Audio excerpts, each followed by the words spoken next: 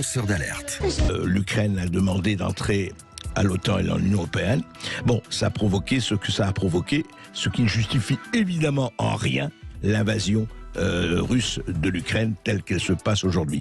Mais il faut toujours rappeler le contexte. Sinon, on parle d'un manichéisme et d'un blanc et noir qui n'a aucun sens. Ce qui n'a aucun sens, c'est les répercussions de la guerre, de cette guerre, sur un certain nombre de choses. Ça frôle un peu le délire. Pas s'arrêter là, à ce moment-là.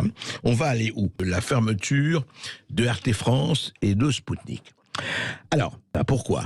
Parce qu'on dit oui, nous sommes en guerre avec la Russie, encore une fois, des personnalités, donc il faut absolument fermer. Il faut censurer ces organes de propagande. Que Sputnik et que RT France soient subventionnés par la Russie, on le sait depuis toujours, on le dit, on le souligne, c'est très bien.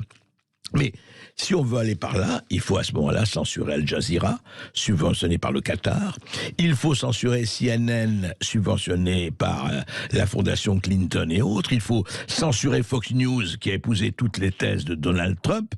Si on part de censurer les radios, les télévisions qui font de la propagande, où on s'arrête où et où on met le curseur. Il y a un vrai problème qui est posé là, qui n'est pas seulement... Écoutez, les gens ne sont pas des imbéciles. À partir du moment où on sait qui fait quoi, qui subventionne quoi, qui travaille pour quoi, et je parle aussi bien des médias français qu'autres, eh bien tout est sur la table.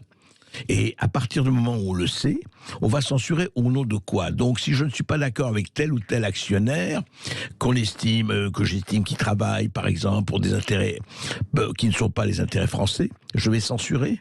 Mais où va-t-on? Et encore une fois, où s'arrête-t-on? Où mettre les limites? La liberté d'expression, elle n'est pas, je le répète, divisible. Elle n'est pas à géométrie variable.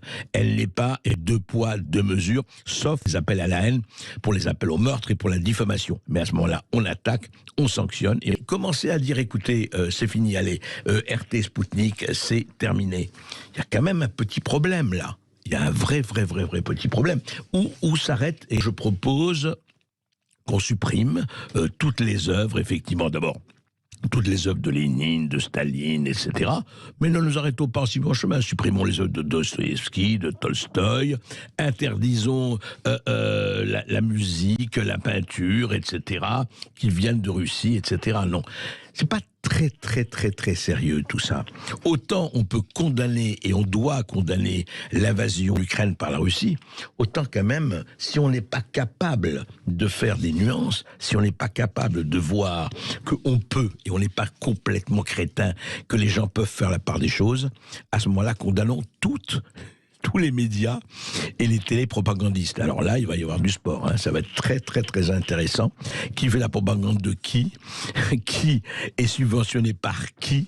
Et qui défend les intérêts de tel ou tel oligarque, actionnaire, milliardaire ou autre. Ça peut aller très loin, ça. Alors franchement, arrêtons un tout petit peu et laissons s'exprimer, et puis prenons les gens pour des adultes. Arrêtez de prendre les gens pour des enfants de 4 ans qui ne savent rien, qui ne comprennent rien, et arrêtez de dire, comme d'habitude, que vous savez mieux que nous ce qui est bon pour nous. Laissez-nous exercer notre esprit critique, laissez-nous choisir.